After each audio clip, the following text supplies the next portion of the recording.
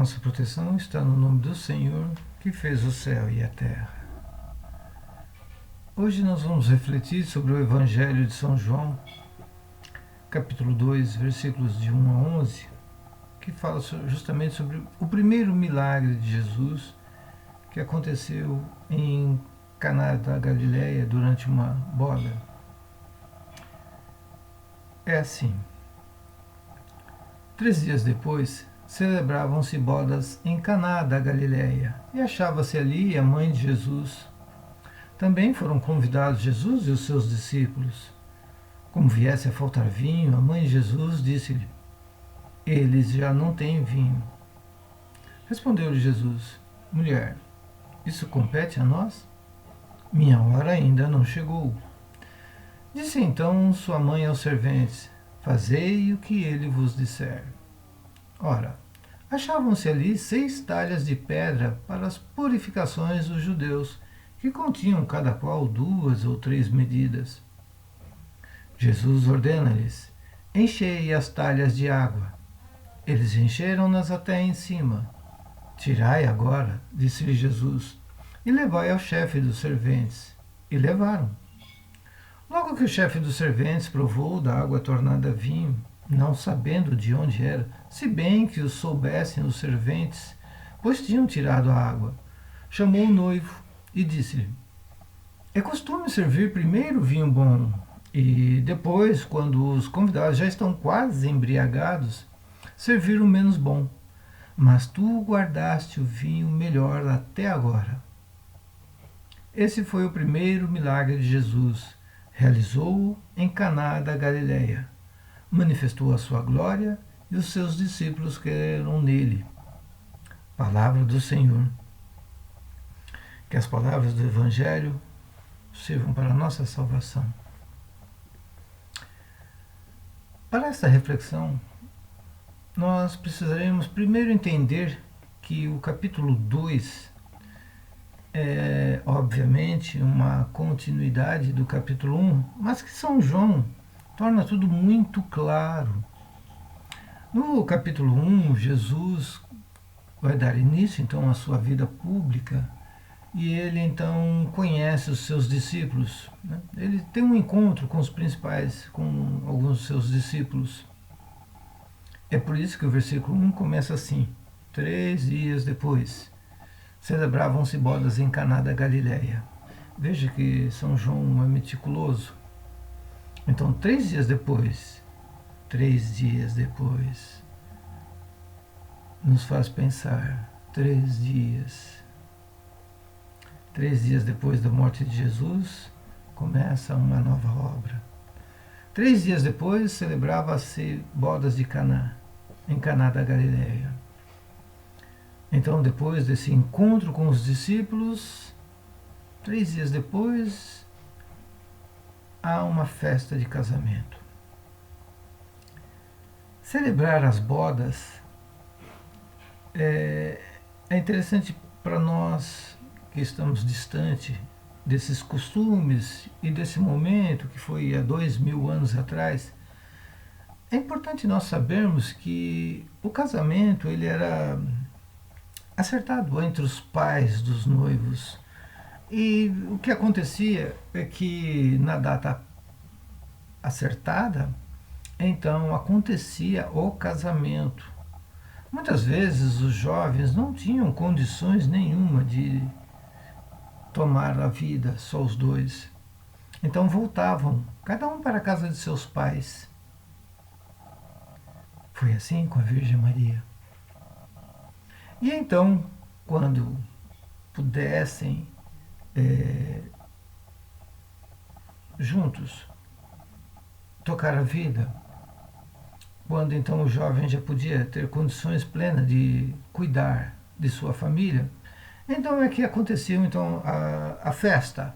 Então entenda, o casamento já aconteceu, mas cada um vai para a sua casa e há um respeito, eles não têm contato entre si. E quando o jovem então tem condições, aí sim se dá a festa, a celebração, né? Vão celebrar as bodas. E o que nós vimos aqui foram bodas que aconteceram em Caná, lá na Galileia. Então quer dizer que aqueles jovens estavam casados e agora, por fim, tinham condições de tocar a vida juntos. Então, essas festas costumavam durar até 7 dias. Bem diferente dos nossos costumes. Hoje em dia, infelizmente, os jovens estão primeiro indo morar juntos e somente uns poucos, depois de algum tempo, resolvem se casar. Muitos nem isso fazem. Continuam vivendo juntos. Mas naquela época não era assim. Então esses jovens resolveram assumir a vida a dois. E é interessante destacar que a mãe de Jesus estava presente. Nós vimos isso ao término do versículo 1, que diz assim: e achava-se ali a mãe de Jesus. Então ela estava lá. E é interessante nós sabermos também que nessa época era comum os pais serem convidados e os filhos acompanhavam. Então, os filhos eram convidados? Sim, eram convidados, mas os pais é que eram importantes. E os filhos acabavam também sendo co-convidados. Participavam juntos, mas não eram eles os principais convidados. Os filhos eram também convidados, como nós pudemos ver. Mas a mãe de Jesus é que era a principal convidada entre os seguidores de Jesus. E é interessante que no versículo 3 diz assim: como viesse a faltar vinho. É interessante como que Maria percebeu, como ela sabia que veio faltar vinho. Ah, essa bela mãe, essa mãe atenta, ela não estava atenta aos convidados, aos comensais, não. Ela estava atenta aos serviçais. Quem que vai numa festa e dá atenção aos serviçais? Muitas vezes, quando nós vamos nas festas, quem nos serve, muitas vezes não nos lembramos nem sequer da roupa que estavam usando, menos ainda de seus semblantes. Prestamos atenção na roupa dos convidados, no que está sendo servido, mas não nos serviçais. Mas a Virgem Maria não é assim. Ela está atenta aos humildes, aos que servem. E ela percebeu que estava acabando, estava faltando vinho. E faltar vinho era muito complicado. Aqueles jovens tinham decidido que eles teriam condições de tocar a vida, os dois. Mas, logo no princípio, já estava faltando vinho. E aí acontece que Jesus lembra que sua hora, a hora de cumprir a sua missão, ainda não havia chegado. Bem sabemos que faltava ainda quase 3 anos. Isso João nos conta porque, da forma como ele relata o Evangelho de Jesus, dá para perceber que durou mais ou menos 3 anos, a vida pública de Jesus, né? Ele faz 3 idas até Jerusalém. E é costume judeu, pelo menos uma vez ao ano, ir para Jerusalém. No versículo 5, nós percebemos que a Virgem intercede pelos nubentes. Ela se coloca como defensora daquela proto-família, aquela família que está começando. Ela olha para os serventes e diz: fazei o que ele vos disser. Bom, primeiro porque a Virgem, ela entendeu o que Jesus disse, mas ela está tão próxima de Deus e na sua imensa humildade ela sabe o que Deus quer. Ela sabe qual é a vontade de Deus e ela faz a vontade de Deus. Ela intercede por aqueles casais. Ela intercede se dirigindo aos serviçais. E é interessante que a frase dela, né, fazei o que ele vos disser, nos faz lembrar o que o faraó disse ao povo do Egito quando José assume o mais alto posto abaixo do faraó na terra do Egito. Fazei o que ele vos disser. A Virgem repete essa frase. Bom, no versículo 6, nós percebemos que haviam 6 talhas de pedra. Essas talhas, elas continham, cada uma mais ou menos, comportavam até quase 100 litros de água. Era comum naquela época os judeus usarem para sua purificação uma água. E ali estava então algo como um tanque que tinha por reserva água, que servia para a purificação dos judeus que chegavam para a festa ou que dali deixavam. Eles eram bastante asseados nesse sentido. E então o que Jesus faz? Ele manda encher 6 talhas de água. 6 talhas de água, quase 600 litros, é bastante. E é também muito trabalhoso encher. Então, nós vemos aqui algo que nos chama atenção. Sempre na Bíblia, o número 6 simboliza o imperfeito, o incompleto. 6 talhas. Mas a intercessão de Jesus, a ação de Deus, então nós temos a alegria, a festa para todos os convidados está garantida pela intercessão de Jesus. No versículo 7, Jesus ordena: enchei as talhas de água. E eles encheram, né? Até em cima. Há muito trabalho a ser feito. Os serviçais obedecem prontamente. Que maravilha! É bom obedecer o que Jesus nos manda. E os serviçais então atendem ao pedido da Virgem Maria: fazei tudo o que ele vos disser. E Jesus mandou encher e eles enchem prontamente. No versículo 8, nós vimos que Jesus dá uma ordem: tirai agora e levai ao chefe dos serventes. Tira essas talhas agora e leva lá para o servente, para o chefe dos serventes. E eles vão levar, olha, carregar aqueles 600 litros de vinho pelo meio da festa não era um trabalho muito fácil. Carregar 600 litros dá um trabalho e é pesado. Mas os serviçais cumprem a sua missão. Aí nós vemos que no versículo 9, né, interessante, está assim: logo que o chefe dos serventes provou da água tornada vinho, não sabendo de onde era. Interessante, né? O chefe dos serviçais, aquele que comanda, que dá ordem para os serviçais, ele não sabia da obra de Deus. Mas os serviçais sabiam, eles sabiam. Os humildes, aqueles que estão atentos à ordem de Deus, aqueles que estão prontos para servir a Deus, esses sabem da obra de Deus. Mas os chefes não sabem.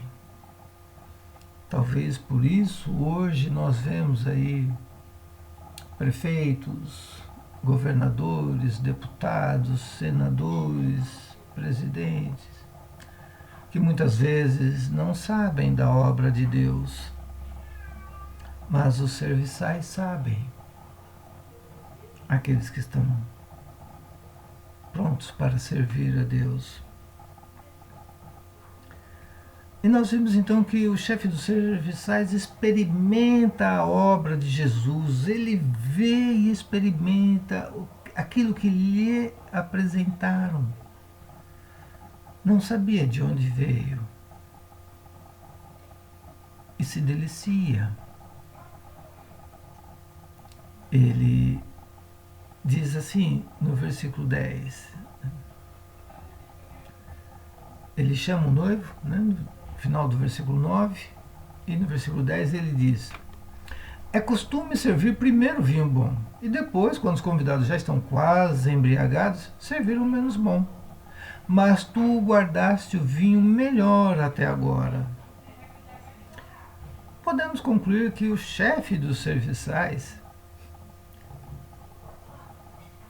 se formos usar para a política, podemos dizer que os prefeitos, os governadores, os deputados, os senadores, o presidente, os presidentes, não estão acostumados a nos oferecer o que é bom, senão apenas no início. E logo o que vem depois, quando não mais podemos reclamar, nos apresentam o que não é bom, o que é falso, o que é ruim.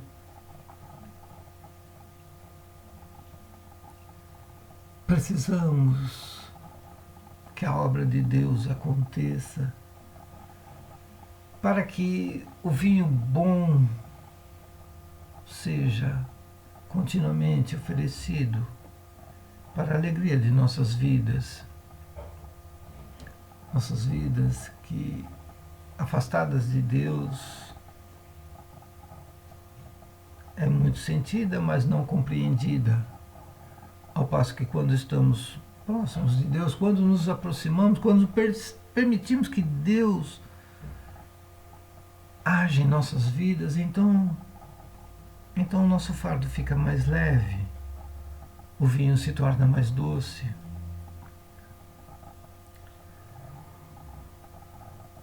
Que vinho está faltando em nossas vidas? O vinho da alegria do casamento, da fidelidade, do trabalho, da saúde, da beleza, da idade. Que vinho está faltando? A Virgem Maria continua a nos dizer: fazei tudo o que ele vos disser. Então nós temos que fazer as nossas obras. A fé se faz por meio de obras. Uma fé sem obras é uma fé vazia. Então temos que fazer as obras. E essas obras nós temos que apresentar aos nossos chefes, à igreja, e esperarmos que eles saibam de onde veio essas nossas obras. Nós temos que saber de onde vêm as nossas obras. Nós não podemos continuar oferecendo o que é falso, o que é ruim, o que não é bom. Nós temos que oferecer para os que precisam, para os convidados, nós temos que oferecer o melhor vinho, o melhor de nós. Bom, resumindo, nós podemos afirmar: Jesus é o Verbo de Deus. Jesus é Deus. O Verbo se rebaixou até as nossas misérias. O Verbo se encarnou. O Verbo se encarnou e se fez pão. O Verbo se encarnou e se fez pão. A sua carne se transubstanciou sob as aparências do pão. A carne de Jesus foi exposta na cruz, esgotando todo o seu sangue. Uma clara demonstração de amor. A sua carne se transubstanciou então sob as aparências do pão. Pão que alimenta as nossas almas.